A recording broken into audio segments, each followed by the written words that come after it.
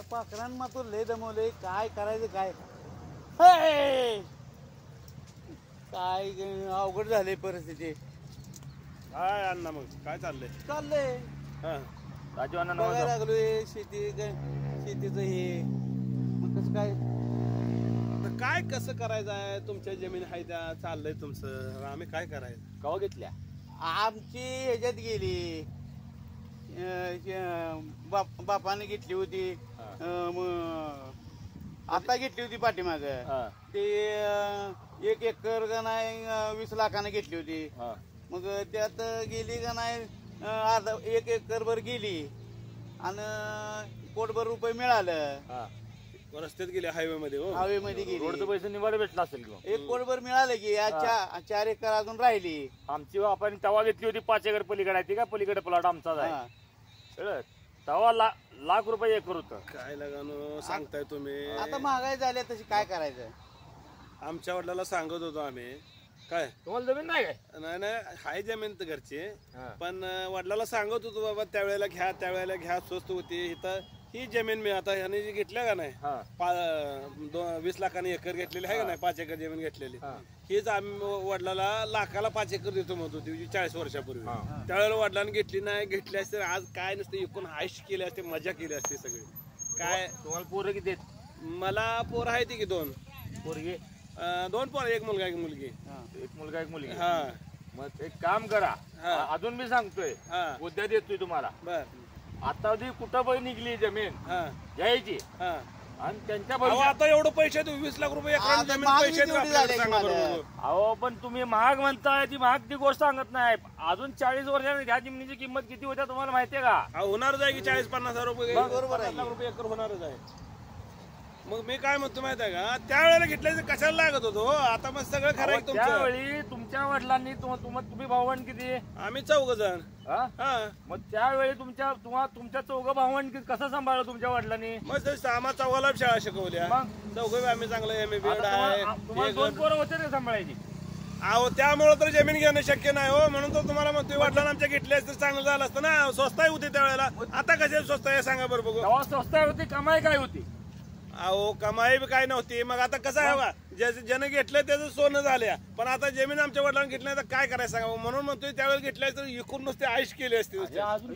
विकून बघ इकाय नाव काढायचं. आता 1 तर का नाही महाग झाले जमिनी आणि पुन्हा इकायचं. अहो मी काय म्हणतोय तुम्हाला, जर जमीन माझ्या असते 5 एकर तर मला घरच्या माझे वडिलोपार्जित 5 एकर आहे. काय ही टिकून टाकायची त्याला. काय आता अडचण आल्यावर आपल्याला खर्चाला पैसे नाहीत, मग काय करायचं? मग काय नाही. अहो कोटी रुपये आल्यावर 10-20 वर्ष टेन्शन नाही. देवान दिले कशाला का? मेहनत करायची नाही का? अहो कशाची मेहनत? काळी माती आहे. काळी माती कावा त्याला उपाशी झोपत नाही, लक्षात ठेवायचं कावा. पण अहो पण विषय हा चाललाय, मला आता महागाई आहे, जमीन घेता येत. आता वडिलांनी माझ्या जर आधी जमीन घेतली असती तर आता मला वडाताण करून हे करायचं. आता हायवे कडेला जमीन आहे माझी.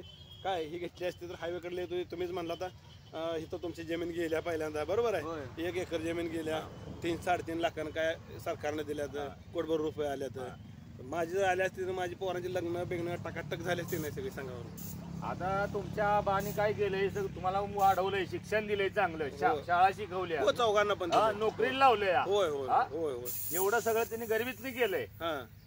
तुम्हाला 2 पोरांचं करता येईना, जमीन तुम्हाला घेता येईना. मग कर्तृत्वान कसं पोरं कशी परत आहे तुम्हाला? 4 तुम्हाला केलं. हो आता महागाई आहे हो. पहिले बस स्वस्ताही होती हो. पहिलं बघाय का आता 1 लाखाला 5 एकर म्हणजे 20,000ला 1 गुंठा एकर होता हो. बरोबर आहे. त्यांनी 4 पोरांचं का नाही सगळं करून कसं 20 आणि 25,000 एकर होता त्यावेळेला घ्यायला पाहिजे. आता लय महाग झाले. पण आता स्टेटस तुम्ही कसं करायला पाहिजे? किती जरी महाग वस्तू असली आपल्याला स्वस्तच वाटली पाहिजे. असं बरोबर आहे. आता असं शिक्षण पोरांना द्यायचं ना. पोरांना शिक्षण देऊ की आपण. पोरं तर आता काय करणार आहे सांगा बरोबर. मला तर आता असं वाटायलंय बघा. काय आता माझ्या वडिलाला आम्ही 4 पोरं. काय 4 पोरांना शिक्षण दिलं, लग्न केली, जिकडे तिकडे व्यवस्थित लावले त्याने. ती जमीन घेऊ शकली नाही ती त्यांच्या हिशोबानं. माझ्या हिशोबानं मला 2 पोरं आहे ते, त्यांचे लग्न करणं, अजून लग्न राहिले ते. लग्न करणं, शाळा शिकवणं, नोकरीला लावणं, व्यवस्थित हे करणं. मी घेऊ शकतो का आता? माझ्या वडिला घेऊ शकले नाही तर मी पण घेऊ शकणार नाही. हे तुमचा विचार लय वेगळा आहे कळलं का? हा. ही तुमची म्हणजे गोड गरी सभा. आता जर तुम्ही घेतलं कुठं तर वडादान करून जमीन घ्या, हा. कारण कसं ही काय काळी माता आहे, कधी धोका देत नाही. नाही हा? घेते आता जे किंमत कायमच वाढते सोनं माहिती आहे. नाणं बरोबर. गेलं घेतलं तर चोरी होत्या, बरोबर. पैसा ठेवला चोरी होत्या, गाडी घेतली तर चोरी होत्या. नाही, किमती बरोबर. कमी होते त्या गाड्याची किमती नाही, कमी नाही, होते त्या. बरोबर चोरी आहे होते. हा. पण ही स्थावर प्रॉपर्टी आहे, स्थावर मालमत्ता आहे. हाय का, ते हाय. आपली कुठं जात ही नाही. कुठं जात नाही. काळी माता केव्हा आपल्याला धोका देत नाही.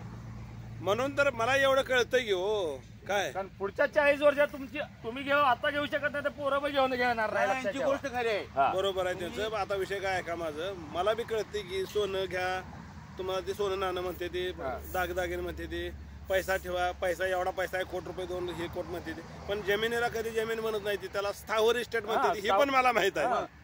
काय हे स्थावर कुठं जात नाही, कायमस्वरूपी कोण अशीच उचलून राहणार येत आहे. नाही. आणि दिवसेंदिवस किंमत त्याची वाढतच जाणार. मग कमी होत नाही. त्यामुळे आता काय तर करतो आणि 4-5 एकर घेऊनच टाकतो. काय तर वडादान करा मग आता. आता घेतली तर पुन्हा का नाही वाढेल ना. काय तर करतो, घेतो, लग्न 1-2 दिवस लांब, वर्ष लांब होतो, चालतंय. पण जमीन घेऊन अण्णा, मी काय खोटं बोललो नाही का? नाही, तुमची गोष्ट खरी हा? आहे. हा, एक नंबर.